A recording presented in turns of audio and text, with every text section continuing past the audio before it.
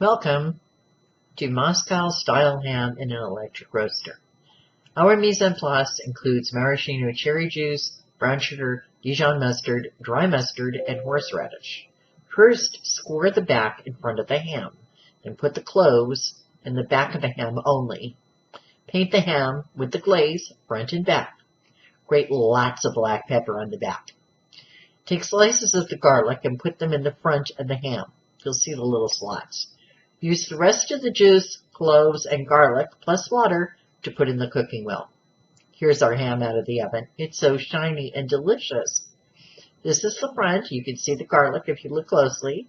And here's our ham on the table for dinner.